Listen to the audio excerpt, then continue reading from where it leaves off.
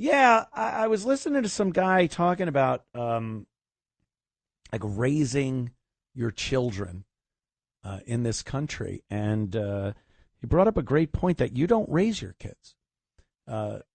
Whether that changed over time or it was always that way, I don't think it was always that way. But these days, your kids are raised by the government, whether it's the school system, what they see online, the restrictions that are put on you as a parent and things you want to do to raise your kids, homeschooling, things like that.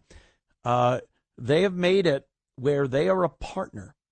They are your partner, parent, in raising your kids, and they are with your children a lot more than you are. This guy was talking about the fact that, yeah, you have dinner with your kids maybe, you get home from work, you pat Junior on the head, ask him how he did. But truth be told, they're being raised by outside influences. And I honestly think this was initiated pretty recently, within the past couple of decades or so. You might recall Hillary Clinton, It Takes a Village. This book, when it came out, was about how, parents raise their kids, but it takes a society, a village. Meanwhile, the village she was talking about, because village is a nice word. It sounds like, oh, I could drop my kid off next door and this woman that I know her name, I've lived next door for years. That's our little village. So that's who's raising my kids. But it wasn't a village. It's never been a village. It's the government. People you don't know. People that want to influence your kids to create little clones of them to then carry on their agenda as time goes on. And I found that fascinating because when you really look at it, how much time are parents, working parents, really with their kids to sit there with them and teach them and talk about their day? What did your teacher tell you? What lessons did you learn? What are they teaching you in social studies, if there is still a social studies, about American history? And a lot of it is stuff that the parents would never want fed to their kids. I have a few friends that have kids, and some of them are lucky enough to have been able to spend a lot of time with their kids. Their jobs gave them that liberty. And it's just been watching other families having to give their kids away, send them away to some other people to teach them things you never would want them to hold near and dear to them as far as their education, values, opinions, whatever it is goes. Terrible. But, yeah, we could talk a lot more about this when we get back right after these messages. Anthony Cumia Show. Shock. Yes, sir, Anthony Cumia Show, sir. Yeah, just talking about how other people are raising American kids with, I don't know, some really bad ideology and morals and ethics and things that I don't think most parents would like instilled in their kids. But the hard, cold fact is that parents don't have as much say in what their kids are learning on a daily basis. And years ago, that might have been okay because the school system was very different. I think the parents were a lot more involved in the curriculum. I think if something came up that they didn't like, they had a voice. They would say no. I know growing up, they tried, not so much in my school. I don't remember. I was barely there. But there was a lot of sexual education classes that they wanted to put in junior high, even in high schools. And the parents had the ultimate word, the ultimate say in if this was going to happen. and if their child needed to attend based on what they felt. If they didn't like teachers, administrators, health, gym teachers. Hey, and that's the female gym teacher. Hey, ladies, come on over here. If they didn't want that, they didn't have to have it. Now, teachers have this power to have conversations with the kids about sexual subjects, and they don't have to tell the parents. And they go to great lengths not to tell the parents. And if your kid has a problem, sexual questions, they can ask the counselors without the counselors ever having to say to the parent, hey, your kid, your son thinks he's a daughter, or whatever else might happen. So once that happened and the parent was taken out of the equation as far as the school system went, then it really became, who the hell is teaching your kids and what are they teaching them? You don't really have a say in it anymore. And sometimes even if you take the initiative and want to go to a PTA meeting, if they even have those anymore, you're the bad guy. They'll put a scarlet letter on you that you're a sexist, a racist, a homophobe, whatever it is. And now you're the bad guy, and they can, in essence, turn that child against you without any issues. There's no recourse. You can't go to somebody. Oh, this teacher or this administrator, this counselor is telling my kid that my take on how I want to raise them is wrong and in some sense perhaps even illegal. That's who's raising your kids now. And that definitely changed over time. That's nothing that you could say, well, was it always like that? No, it wasn't. And your family, I think we had a lot closer relationships with our families back then. You have your dad, then you got your uncles. And they weren't your dad, obviously, but you learned a lot from them. I learned so much from my Uncle Tony. He listens. Hi, Uncle Tony. Love my Uncle Tony. And I learned so much from him. And it wasn't an intrusion. It wasn't a brainwashing. As I grew up and got the mature ability to reason things out, and you'd have conversations with people that were older than you, and sometimes you'd listen and take a piece of advice, and sometimes you go, wow, that is really bad. But, and then you'd have your own experiences. But for the most part, there was, again, this commonality you had in family, in your neighbors. The dad that lived next door wasn't going to tell you anything so insanely different than your own family would tell you. And they weren't going to treat you differently. Isn't that?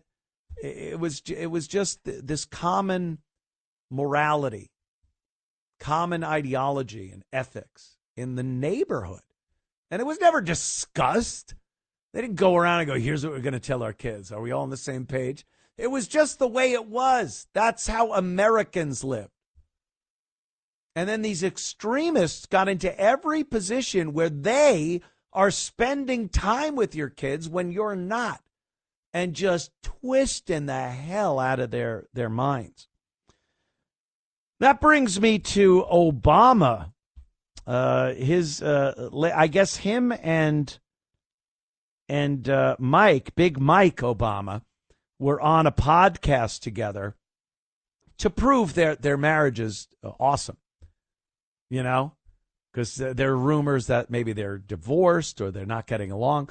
So going on a podcast together proves it. Who am I to say?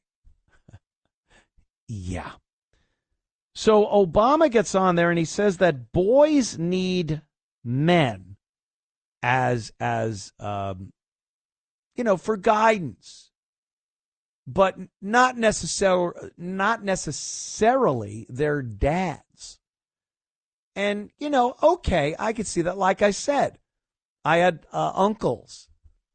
I had people that absolutely I trusted and took what they said and really thought about it. And it wasn't this insane stuff that was so much different than what my dad would have said to me or any reasonable adult that I trusted in my family. But Obama says boys need men besides their dads as role models. And he apparently had a role model growing up. And let's listen to Obama tell it to us. And that's one of the things that I think a lot of times boys need is not just exposure to one guy. Mm-hmm. One dad. No matter how good the dad is. He can't be everything. He can't be everything. And then that boy may need somebody to give the boy some perspective on the dad. Yeah, right? Yeah. One of the most valuable things I learned as a guy was I had a gay professor in college at a time when openly gay folks still weren't out of line, who became one of my favorite professors and was a great guy and would call me out when I started saying stuff that was ignorant. You need that to show empathy and kindness. And by the way, you need that person in your friend group so that if you then have a boy who's gay or non-binary or what have you, they have somebody that they can go, okay, I'm not alone in this. Oh, boy. See? Do you see what they're saying here? I'm no genius. I'm not sitting here going, did you catch the secret code, people? Did you hear the secret code underlying in the audio track? No, it's blatantly obvious what he's saying there. Your dad isn't the be-all, end-all of your upbringing and what a man should be teaching another man, a growing child, a boy. You need a gay professor to undermine what your father tells you. Because he even said in that quote, he goes, you need somebody to kind of put a check on your dad, on the dad. Tell you what your dad's all about. No. That's up to you as a son when you get older to have life experiences and unfortunately enough, when you have that heartbreaking moment, when you realize your dad didn't know everything and perhaps he was wrong about this. The feet of clay, they call it. It's a rite of passage for any son. You don't need some gay professor. Marty, take your pants down. You don't need a gay professor to badmouth your dad. It's so subtle in how they do it. It really is so subtle in how they present this perversion of raising kids. I did it. I had a gay professor. He taught me a lot. Oh, Marty, where are the butt plugs, Marty? You don't need some other guy second guessing what your dad does to raise you.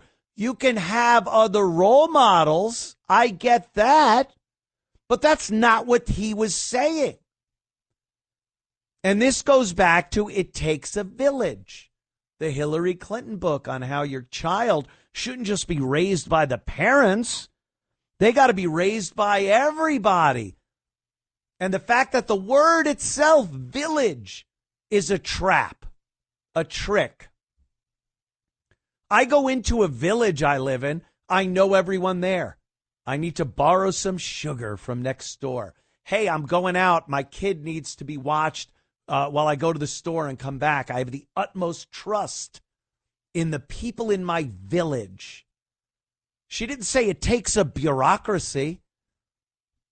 It takes a city. It takes a government. Because people would go, how about you go screw? But a village, just people with like-minded. No, they're not. This has been a plan and a plot for decades, generations, to undermine the American family and how you hand down the certain ideology and basic morality, basic laws of nature. You know when something isn't right. Everyone that lives in any type of a civil society understands right from wrong, good from bad, what you should do and what you shouldn't do. And occasionally that line gets stepped over. And so, but for the vast majority of people, we understand that. And they hate that. They hate that gets passed down because it's so strong. A parental bond to their kid. That parent has a lot of power in influencing that kid. So what did they do? They took that power away from the parent by giving them less time with the kid, less influence when that kid is not in the direct line of sight of that parent to influence that kid. And look where we are now. You think I'm lying?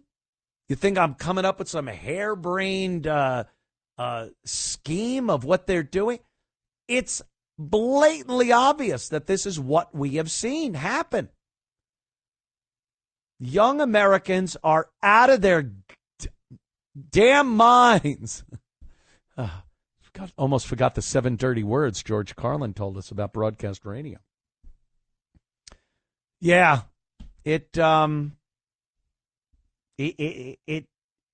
blatantly obvious, but some people, their eyes are open, but they're not seeing it. They're not seeing it. And this is something that has been generational. You know, the slow boiling frog in the pot, whatever analogy you want to use, or this is what's been happening for a long time. And the parents used to be who didn't think the parents were the number one influence and educator of the child? And now they make it obvious that, no, we don't want that. Your kid thinks he's a girl. Your boy came to school and put on a dress, and we didn't tell you. By the way, we supplied the dress. We have a closet. We have a gender closet. And when the kids come to school, they could go in there and change out of their boy clothes and wear girl clothes. And then they put back their boy clothes on and go back to you. And then we lie to you by not telling you what had just happened. And people look at that as a great, wonderful thing. And like I said, the parents try to say something about it, and they're looked at as villains, terrible, terrible people. This is happening. This is happening, people. You gotta wake the hell up. Open those peepers. Oh, my God. Jacqueline from Brooklyn. Jacqueline, hi, dear. What's up, Jacqueline? Hi, Anthony. You know, before I get to my point on the reason for my call, I want to agree with everything you said. And of course. Let's not forget, they made parents out to be domestic terrorists. Yep. For wanting to parent their child and their children. The way they want to parent them. Yeah. Right. Oh, absolutely. Right. And it's like you say, they changed all the rules in the middle of the game. Yep. But what I was calling about was when you were talking about Mamdani and the mayoral race in the city of New York, the one thing that I'd like to point out to people is that recently, since the primary, Mamdani is down about 8%, and Curtis ironically, is up within that same period of time, the same percentage. So Mamdani is falling rapidly and Curtis is rising rapidly. You know, Jacqueline, if the media, the mainstream garbage media, gave Curtis half the exposure they give this Mamdani guy, he'd be so far ahead in the polls. It's amazing he's doing so well with just what is it truly. I love politicians love throwing around. It's a grassroots campaign. Curtis is a grassroots campaign. This is him going out, shaking hands, and not in a phony politician way. He's literally listening to what the people say and what their problems are. And he has solutions for these problems, and they just will not give him the time of day. They think it's a given that this commie Muslim is going to get into office. And, I moved away. I still have kind of a nostalgic affinity for New York. I go back once a month to do a radio show and see some friends and family. So I would like to see New York wake up and come to its senses and put someone in Gracie Mansion that might know what they're doing. But I have no faith or confidence. Well, I can share with you what I've experienced firsthand. I've been to a number of fundraisers for Curtis recently in the past several months. Oh, cool. And, yeah, I think people are, in the city of New York, the voters, are very much disgusted with the way New York City has been destroyed. Each one of the 5 boroughs in a similar way. It's not just Manhattan, per se. And I think Curtis is getting the exposure. I have heard him on practically every single radio station that has interviewed him. Mostly it's talk radio. He's been on also a lot of television programs. He's being interviewed. And I think the media is starting to realize they have to cover him. They have to give him media exposure. He's a viable candidate now. He's not just some like, an also ran or something. He's a viable candidate. And I tell you, I have faith he's going to win. He's going to be the next mayor of the city of New York. There's not a doubt about it in my mind. Jacqueline from Brooklyn, I hope you're right. I appreciate the call, sweetie. Can I call you sweetie? Is that an old-time guy? Absolutely. All right, I can call sweetie. you darling. You can call me sweetie. Thank you, dear. There goes Jacqueline from Brooklyn. We'll be right back. Let's talk about this. Is one of the this story is frightening. A guy got pulled into an MRI machine. We'll talk about that in moments. Right back at you. The Anthony Cumia Show. Take a quick call from Dave from New Jersey. What's up, Dave? Yes, good evening, sir.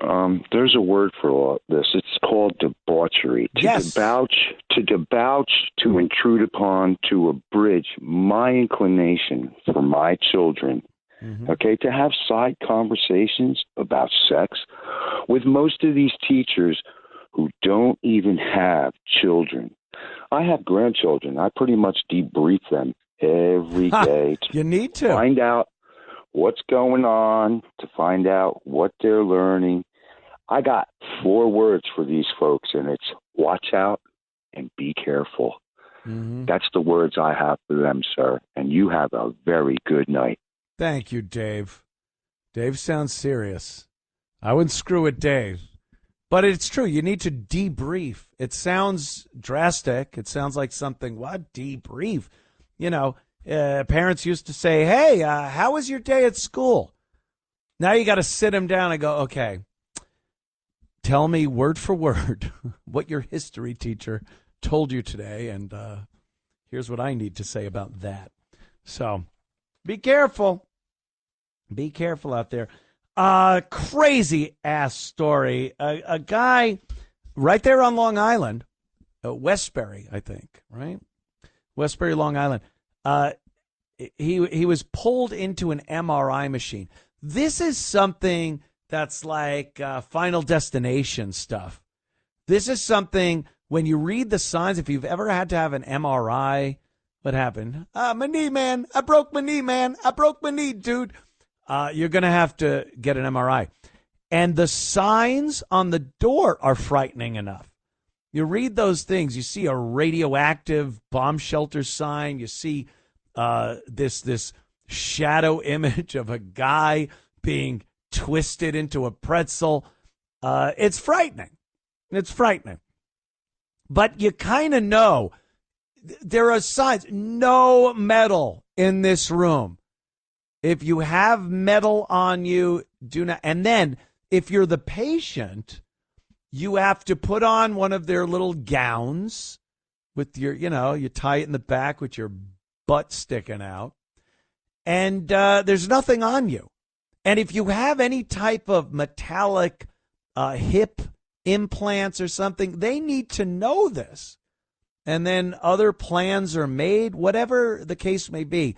Metal and MRI machines, we've known about this forever. So this woman goes in to have her knee looked at. She's brought in by her husband. This guy is, what's his name? Keith McAllister, 61 years of age. And he's in the waiting room. And she goes through the procedure, and at some point, she needed some type of assistance. I don't know if the procedure was done and she needed assistance getting up or what have you, but the guy walked into the room. Now, normally maybe a dime would fly out of his pocket or his little chain on his neck would fly off or an earring. This guy had a 20-pound chain. You lock up a motorcycle with this thing, and a big lock around his neck. His wife had said he uses it for working out. Like you walk around with a big heavy chain, and I guess it builds strong bones and bodies. But that MRI ate that thing up in a second. He spun in. The description was he spun into the MRI machine where he was then pinned against the wall of it by his neck with this giant chain. And he expired with his wife there and the chain wrapped around his neck. Like I said, that is some Final Destination stuff right there. But who doesn't know that? And you don't just walk into the MRI room. Where was a nurse or a person that takes people in and out? I think we're going to see a huge lawsuit. From the looks of the video I saw, it looked like it might have been run by some people that maybe didn't pay a lot of attention to what was going on. I don't want to get too crazy here. But, this is a giant lawsuit waiting to happen. The door's normally locked, too. I've had MRIs, and they give you this stupid stethoscope headset so you can listen to some Molly Hatchet and Charlie Daniels music. Do you like classic rock? Do you like country rock? Put this in. And then it's just terrible quality coming through your dumb headphones. And you just lay there. It's terrible. Some people say it's claustrophobic and everything. But, it's part of what you got to do. It's a medical procedure. You got to do it. But the one thing you know never to do, everyone knows this, do not bring metal into the MRI room. And all I could hope for is there's some surveillance video that might at some point end up on the internet. Thank you, everybody, for tuning in this Sunday. I'll be back next Sunday. Don't fret. Be fretless. And we'll see you then. Thanks, everyone, back at the studio. And thank you, the fine supporters of the Anthony Cumia Show. See you next week.